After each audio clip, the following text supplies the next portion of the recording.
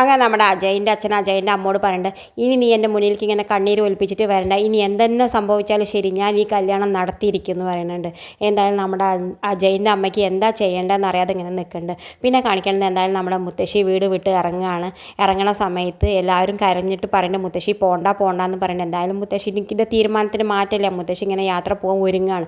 ആ സമയത്ത് അജയ് ബാക്കിൽ നിന്ന് വിളിക്കുന്നുണ്ട്, മുത്തശ്ശി ഇനി ഇവിടുന്ന് എങ്ങോട്ടും പോകണ്ട, എൻ്റെ തീരുമാനത്തിന് ഞാൻ മാറ്റിക്കോളാം, മുത്തശ്ശിയുടെ തീരുമാനം തന്നെ നടക്കട്ടെ, എനിക്ക് ഈ കല്യാണത്തിന് സമ്മതമാണെന്ന് പറയുന്നത്. എന്തായാലും നമ്മുടെ മുത്തശ്ശിക്കാണെങ്കിൽ ഇത് കേൾക്കുമ്പോൾ വലിയ സന്തോഷമാവുണ്ട്. മുത്തശ്ശി പറയുന്നത് വേഗം എടുക്കുക, മോതിരം എടുക്കുമെന്ന് പറയുന്നുണ്ട്. എന്തായാലും ആ മോതിരം അഞ്ജനോട് അജയുടെ കയ്യിൽ ഇട്ട് കൊടുക്കാൻ പറയുന്നുണ്ട്. എന്തായാലും നമ്മുടെ അഞ്ജന അജയുടെ കയ്യിൽ സന്തോഷത്തോട് ഇട്ട് കൊടുക്കുന്നുണ്ട്. നമ്മുടെ ഭവാനിക്കും അഞ്ജനയ്ക്ക് വലിയ സന്തോഷമുണ്ട്. പക്ഷേ നമ്മുടെ അജയ് ആണെങ്കിലോ വല്ലാത്ത സങ്കടത്തിൽ നിൽക്കുന്നുണ്ട്.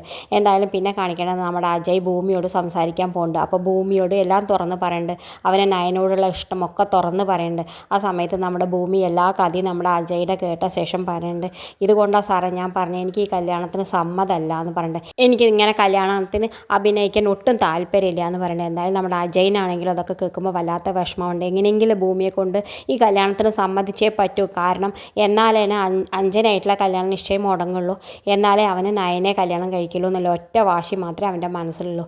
ഇത് കാണിച്ചും കൊണ്ടാണ് ഇന്നത്തെ പ്രൊമോ അവസാനിക്കുന്നത്. ഇതുപോലുള്ള പ്രൊമോ വിശേഷങ്ങൾ നിങ്ങളുടെ മുന്നിൽ എളുപ്പത്തിലെത്താൻ ഈ ചാനൽ ഒന്ന് സബ്സ്ക്രൈബ് ചെയ്യാൻ മറക്കരുതേ.